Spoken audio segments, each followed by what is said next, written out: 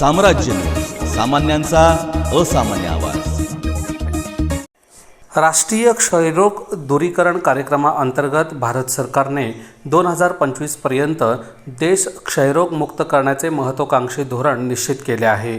यामध्ये नवीन TB cases प्रति लक्ष लोकसंख्येला 10 इतक्या प्रमाणात कमी करणे हा उद्देश आहे। या दृष्टीने जिल्ह्याची सद्यस्थिती काय आहे याची पडताळणी सर्वेक्षण आणि जिल्ह्यांनी सेंट्रल टीबी डिव्हिजन दिल्ली यांना दाखल केलेले आहे। या अहवाल पडताळणी ॲपद्वारे करण्यात येणार आहे। हे सर्वेक्षण मुस्लिम पाच्छापेठ, तेलगी पाच्छापेठ, लिंबियेवाडी, शेळगी गावठाण, भवानीपेठ परिसरात क्षयरोगाच्या प्रसारणाचा अंदाज घेण्यात येईल। याकरिता हे सर्वेक्षणादरम्यान निवडलेल्या प्रभागातील बॅक्टेरियोलॉजी पॉझिटिव्ह पल्मोनरी क्षयरोगाच्या प्रसारणाचा अंदाज घेण्यात येईल। याकरिता नागरिकांनी सर्वेक्षण करण्याकरिता येणाऱ्या पालिका कर्मचाऱ्यांना माहिती देऊन सहकार्य करावे असे आवाहन पालिका आरोग्य अधिकारी डॉक्टर बसवराज लोहारे यांनी केलं आहे। कार्यक्रमांतर्गत भारत सरकारचे जे उद्दिष्ट आहे की 2025 पर्यंत आपल्या देशाला क्षयरोग मुक्त करण्याचं उद्दिष्ट आपण ठेवलेलं आहे। याचाच एक भाग म्हणून आपण जिल्ह्यामध्ये आपल्या जिल्ह्याची निवड झाली असून यामध्ये आपण सब नॅशनल सर्टिफिकेशन ही मोहीम आपण राबवत आहोत। यामध्ये आपण असा दावा केलेला आहे की आपल्या जिल्ह्यामधील क्षयरोगाच्या केसेसमध्ये 20% ही घट झालेली आहे।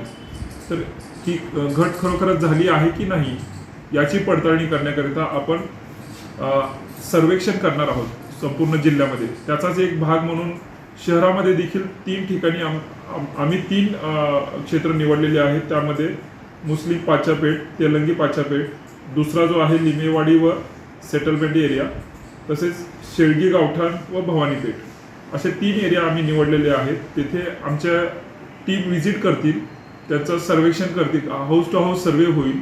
यामध्ये ते आपल्याला जे प्रश्न विचारतील त्याची क्वेश्चनरी असणार आहे, ते ऑनलाईन ॲपमध्ये ते भरणार आहेत। हा सर्वे जो आहे हा शास्त्रीय पद्धतीवर तयार केलेला सर्वे असून हा फक्त क्षयरोगाविषयीची माहिती या सर्वेमध्ये घेतली जाईल।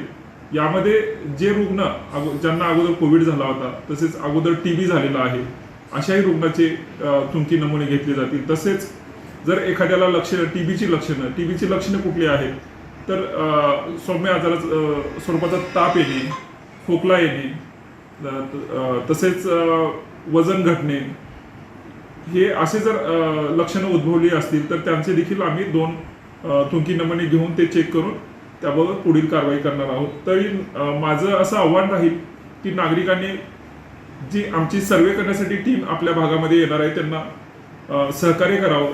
तसेच लोकप्रतिनिधींनी देखील आपल्या परिसरातील नागरिकांना याबाबत जागृती करावी आणि त्यांना देखील या मोहिमेमध्ये सहकार्य करण्याचं आवाहन करावं अशी मी आपल्या माध्यमातून विनंती करत आहे।